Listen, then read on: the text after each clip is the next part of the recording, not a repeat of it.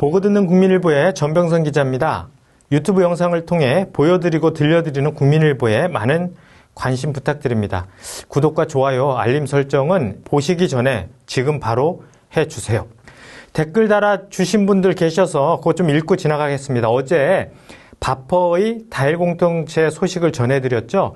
서울시가 다일 공동체가 사역하고 있는 땅, 이것이 이제 서울시 땅이라면서 현재 증축이 불법이라며 고발했다는 소식을 전해드렸는데요. 이에 대한 댓글들이 좀 있습니다. 자, 아이디 비게누님은 오세훈 시장이 최일도 목사를 건드리네. 이해관계 있는 지역 주민 외에 전 국민과 싸우게 될 걸 정말 모르나? 이렇게 하셨고, 아이디 민주시민, 이분은 소리 소문 없이 제로페이 따릉이 민영화해버리더니 저 건물을 서울시에서 왜 사용한다는 건가? 사용권 뺏는다는 거겠지? 수작 부리지 마라, 오세훈. 이렇게 적어주셨습니다. 그 다음에 아이디 김ES님은 박원순 시장이 그립네. 이렇게 말씀하셨습니다. 자, 18일자 29면은 영화 같은 이야기, 또 영화 속 주인공 같은 크리스천이 있어서 소개하고 있습니다. 자, 2011년 1월 15일 소말리아 해적에 피랍됐던 3호 주얼리호를 기억하시는지 모르겠어요. 21명이 인질로 잡혀 있었는데 처음에는 아주 대책이 없었습니다. 그리고 6일이 지난 21일 오전 5시 42분 한국 해군의 기습작전이 펼쳐졌고 선원 21명은 안전하게 구출됐고요. 해적 8명이 죽고 5명이 생포됐습니다. 이것이 세계 최초랍니다. 해상 인질 완벽 구출 작전인 아덴만 여명 작전입니다. 자, 신문에서 보시면 아덴만 여명 작전 조명탄은 지휘관의 간절한 기도였다라는 제목이 눈에 보이시는데요. 이 작전의 주인공은 조영주 제독이라는 분입니다. 그는 기도하는 사람이었고 당시 작전에 앞서 하나님 앞에 간절히 기도했다는 겁니다. 그리고 그 놀라운 결과를 보세요. 지금은 제대를 했는데 조영주 예비역 제독이 당시 상황을 책으로 펴냈습니다. 아덴만 여명작전 현장 전투 실화, 좀 책 이름이 깁니다. 자, 당시 긴박했던 상황과 당시 하나님의 역사하심을 그대로 옮겨놨다고 합니다. 30면 톱은 미국 감리교 선교사 윌리엄 스크랜튼의 유해가 한국으로 옮겨진다는 소식입니다. 현재 그 유해는 일본에 있습니다. 자, 스크랜튼은 한국의 복음의 씨앗을 뿌린 선교사 중 한 명이죠. 미국의 명문 예일대를 나왔고 뉴욕 의대에서 의수를 익힌 당시 전도 유명한 청년이었습니다. 자, 어머니와 함께 1885년 조선에 입국해 복음을 전했는데요. 1917년 일본 고베로 건너가 미국 영사관 고문 의사로 일하다가 마지막 5년을 보냈습니다. 자, 심각한 교통사고를 당해 1년 넘게 투병하다가 1922년 외롭게 세상을 떠났습니다.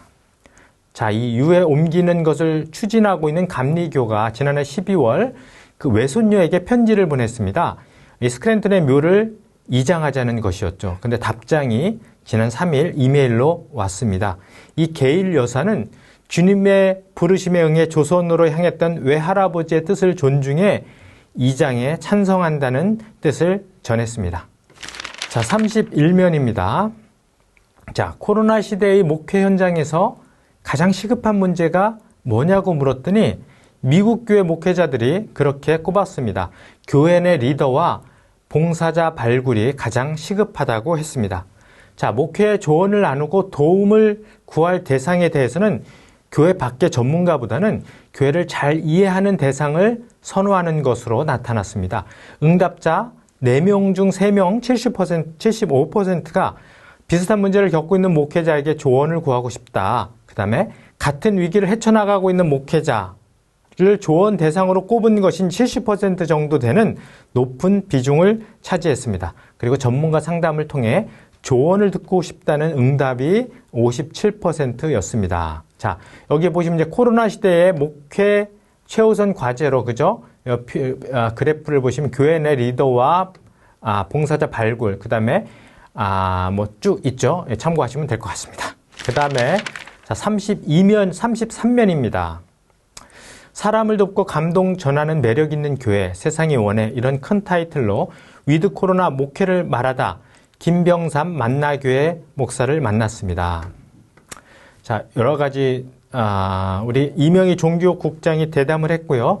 그 질문과 답변을 이렇게 적었는데 그 중에 몇 가지만 읽어보도록 하겠습니다. 자, 김병삼 목사는 코로나 시대가 한국교회에 던진 과제가 있다면 이런 질문에 대해서 이렇게 이야기했습니다.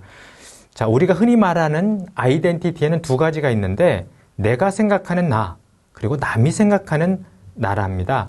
한국교회는 그동안 이것을 고민할 때 내가 생각하는 한국교회에만 머물러 있었는데 이 코로나를 통해 남이 생각하는 한국교회에 대해서 고민하게 됐다고 말했습니다.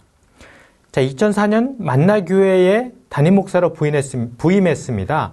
3,000명 수준이던 출석 성도가 현재 1만 2천 명으로 늘어났습니다. 자, 그 부흥의 비결을 물었습니다.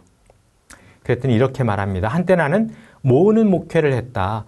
목회자로서 나의 가치를 증명하려면 교회가 커져야 한다고 여겼다. 즉 부흥의 이유 중 하나는 내가 성장 중심적인 목회를 했기 때문이다. 하지만 지금은 아니다. 교인들에게 주일 예배가 아닌 토요 예배 참석을 권장하고 있다. 그러면서 이렇게 말하곤 한다. 주일엔 다른 교회에 가라고, 헌금도 그 교회에 하라고 말이다. 그런데 놀라운 게 내가 이런 식으로 말하기 시작하니까 오히려 교인도 헌금도 더 늘어났다는 거다. 이런 현상을 보면서 교인들도 나처럼 비슷하게 생각하는구나. 본질적인 교회에 대해 고민하고 그런 교회에 갈증을 느끼고 있구나 생각하게 됐다. 자, 만나교회는 토요 예배를 드려요. 이처럼 막 파격적인 일들을 벌이는 교회로 유명한데 이것에 대해서 김병삼 목사가 이렇게 말합니다. 자, 교회는 크게 교회 중심적인 교회와 선교 중심적인 교회로 나눌 수 있다. 전자는 교회를 교인들의 공동체라는 측면에서 바라보는 입장이다. 교단마다 다양한 규칙과 법이 존재하는 것도 교회 중심적인 교회라는 시각에서 교회를 바라보기 때문일 것이다. 자, 반면 선교 중심적인 교회는 교회 담장을 뛰어넘어 세상을 향해 교회가 무엇을 할지 고민하는 교회다. 만나 교회에 흡연실이 있는 이유는 간단하다. 담배 피우는 사람들에게 어떻게 복음을 전할까 고민하다가 만든 것이 흡연실이다. 토요 예배를 드리기 시작하면서 한때는 이단 소리까지 들었다. 그런데 우리는 주의를 지키는 것보다 복음을 전하는 게 중요하다고 생각했다. 토요일에 예배드리고 주일엔 흩어져서 복음을 전하자는 생각에서 토요 예배를 시작했다. 선교 중심적으로 생각하니까 우리 교회 출석 성도를 늘리는 게 큰 의미가 없는 것처럼 느껴졌다.